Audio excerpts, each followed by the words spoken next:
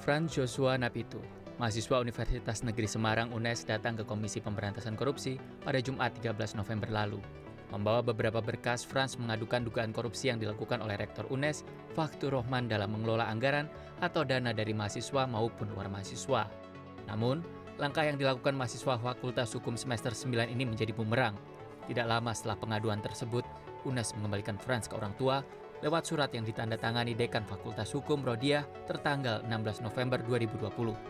Franz menilai tindakan yang dilakukan kampus tidak adil.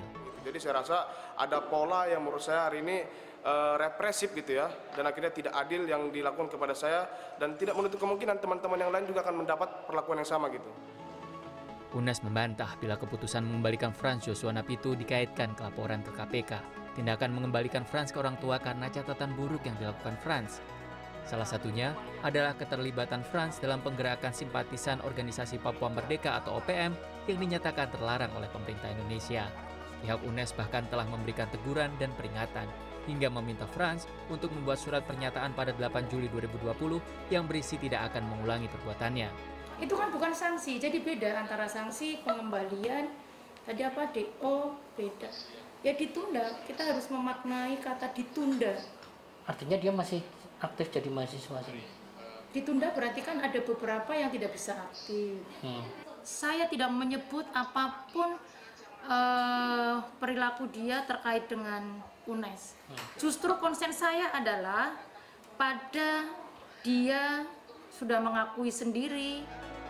Komisi Pemberantasan Korupsi menyesalkan sikap UNES yang memberi sanksi pada Franz dengan mengembalikan kepada orang tua selama 6 bulan.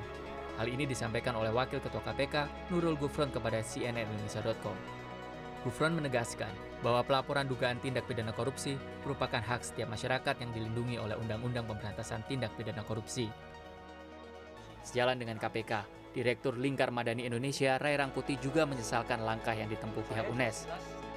Menurutnya, apa yang dilakukan Franz dibenarkan secara hukum, serta memperlihatkan bahwa ia telah menggunakan pengetahuan yang ia miliki. Ray berharap KPK serta Menteri Pendidikan bisa menyelesaikan kasus ini dan memberikan perlindungan kepada Franz. Orang seperti Franz justru bukan hanya dilindungi, tetapi harus dikembang suburkan. Ya, orang yang mau berani melapor, mendatangi aparat penegak hukum dengan sederet bukti yang ia miliki. Gitu. Selain itu, Ray juga mengatakan proses pelaporan ini justru membantu pihak kampus untuk menjelaskan kepada publik bahwa mereka tidak melakukan kasus dugaan korupsi. Tim Liputan CNN Indonesia.